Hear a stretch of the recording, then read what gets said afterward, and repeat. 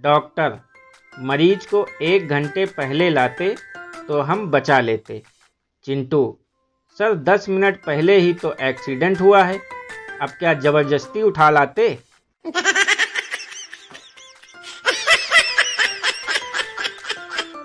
बस में कॉलेज की लड़कियां चढ़ने से बस भर गई और पप्पू नीचे रह गया। कंडक्टर, नो मोर नो मोर। पप्पू, साले मोरनी मोरनी चढ़ा ली और हम आए तो नो मोर।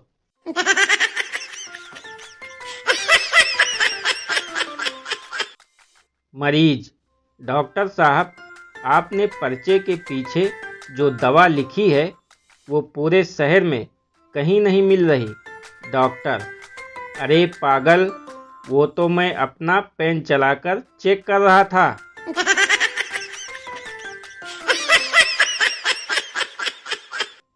मच्छर का बच्चा पहली बार उड़ा। जब वापस आया तो बाप ने पूछा, कैसा लगा उड़कर? मच्छर का बच्चा बोला, बहुत अच्छा। जहां भी गया लोग तालियां बजा रहे थे।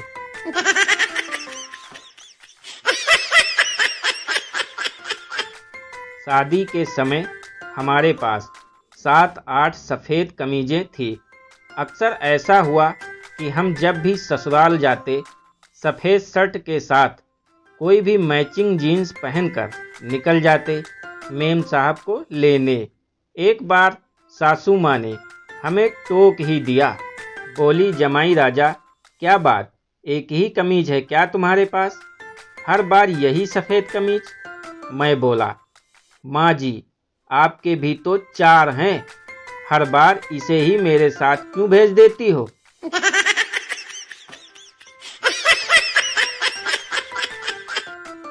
शादी में एक आदमी बहुत देर से खाना खा रहा था। किसी ने पूछा, कितना खाओगे? वो बोला, मैं भी खाते खाते परेशान हो गया हूँ, लेकिन क्या करूँ, कार्ड में लिखा है कि खाना खाने का समय 7 से 10 बजे तक।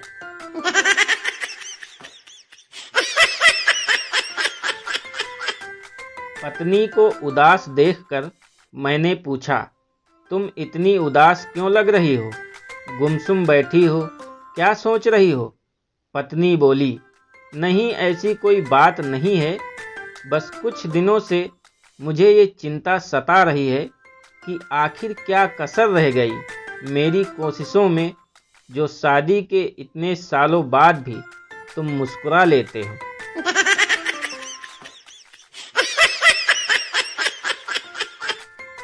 एक सरदारनी बेहोश हो गई। डॉक्टर, ये तो मर गई है। जब उसको जलाने लगे तो वो उठ बैठी और बोली, मैं जिंदा हूँ। सरदार, चुपचाप पड़ी रहे गंवार, तू डॉक्टर से ज़्यादा जानती है क्या? जलाओ जी जलाओ।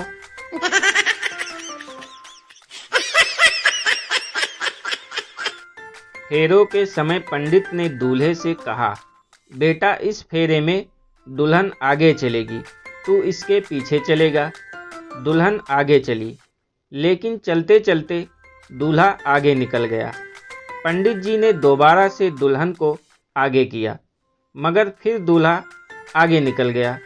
3-4 बार ऐसे ही हुआ तो पंडित जी ने गुस्से से दूल्हे के पिता से कहा, ये पागल है या इसका दिमाग खराब है?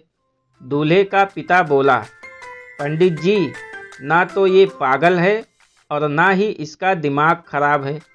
दरअसल ये एक ड्राइवर है और इसे ओवरटेक करने की आदत है।